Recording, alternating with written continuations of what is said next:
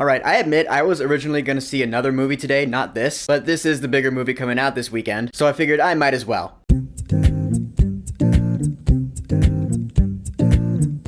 Novocaine. So Novocaine stars Jack Quaid as Nathan Kane, which sounds like Raising Cane's, and now I want chicken. He's an assistant manager at a bank who has a really specific condition: congenital insensitivity to pain. Basically, he can't feel pain at all, which is a real thing, by the way. It does exist. So he starts dating one of his coworkers when all of a sudden one day she's taken hostage by a group of robbers. So Nate takes it upon himself to use his insensitivity to pain to his advantage and hunt these bastards down and save his new girl. Now, getting this out of the way, the concept of someone not being able to feel pain at all, that kind of skeeved me out at first, which is why I was hesitant on seeing this movie. So I'll say if you're sensitive to stuff like this and also really violent gore and stuff, this might not be the movie for you. That being said, this movie is actually pretty good. I mean, Jack Quaid, you know he's a charismatic actor. You know him from The Boys. His character Nathan Kane is really charming, because he really is the everyman here. He's not like some skilled fighter. In fact, he's really introverted and shy. He's really awkward. That's what I'm going for. So when he's caught up in this action adventure, he has no idea what he's doing. That's really entertaining to watch. And also it shows that he's coming out of his shell, because given his condition, he grew up being really sheltered, hence his character growth in this movie. He's trying new and different things, and the whole action aspect of it is kind of an exaggeration of that concept. It's good. And Amber Midthunder as Sherry, she's the love interest. I think this is either the first or second movie I've seen her in, because admittedly I still haven't seen Prey yet, but I really want to. She's really good though, and the chemistry these two characters have is really cute. They build a solid romance in the first like half hour of the movie. You are rooting for them for sure. Now I will say the main douchebag in this movie, the one who's really like the piece of shit, after walking out of the movie I was like, his acting could have been better. Then I found out who the actor is and realized that I am now marked for death, because that is Ray Nicholson, son of Jack Nicholson. So I am really sorry for saying that, but yeah, I didn't think his acting was all that great in this movie. I liked his dialogue a lot though, because this guy is a real son of a bitch. He's crazy, he's just out of his mind. And Jacob Batalon is in this movie. You know him as Ned Leeds from the MCU Spider-Man movies. And ironically, he does once again play the guy in the chair role in this movie, except he looks completely different, but he is really funny. Now, the biggest selling point of this movie is, of course, the action scenes, which I gotta give all sorts of props to. The choreography is really good, because this movie gets really creative with its violence. It is, of course, rated R, and it's a hard R at that. I mean, it's not as bad as, like, Saw 2 or something, but, you know, it's your standard rated R bloody action movie. But I appreciate how creative this movie gets with its kills or otherwise beatdowns, because, of course, it plays up the fact that Nathan Kane can't feel pain. So, like, example, he's fighting a guy in a restaurant's kitchen. He sees a pan boiling in the sink. He can reach in there and take it out and beat a guy with it, because the pain won't affect him. I mean, it does still affect his skin. Like, the effects of the burns are still there. He just can't feel the pain. He's not, like, invincible, nor does he heal quickly. He just basically has no nervous system, except when he's horny. Can you feel this?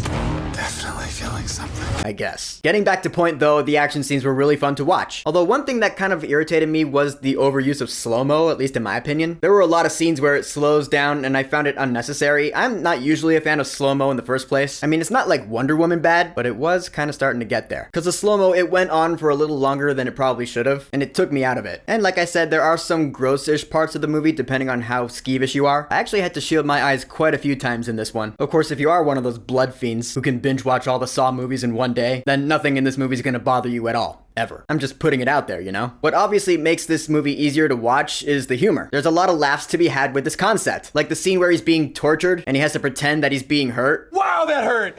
That one hurt the most!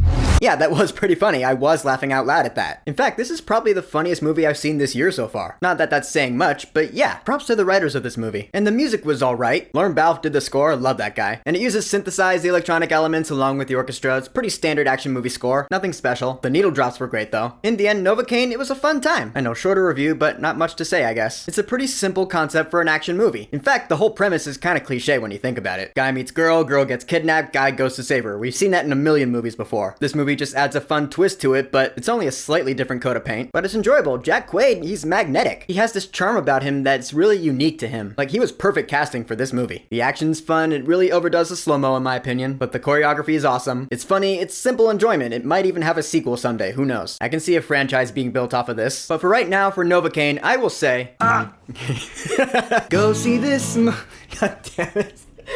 Go see this movie. God damn it. Go see this movie while it's in theaters. So Novocaine, have you seen it yet? What are your thoughts on it? And just to be fun, what's your favorite movie with that premise? Because there are a lot of them. Whatever you think, go ahead and leave a comment.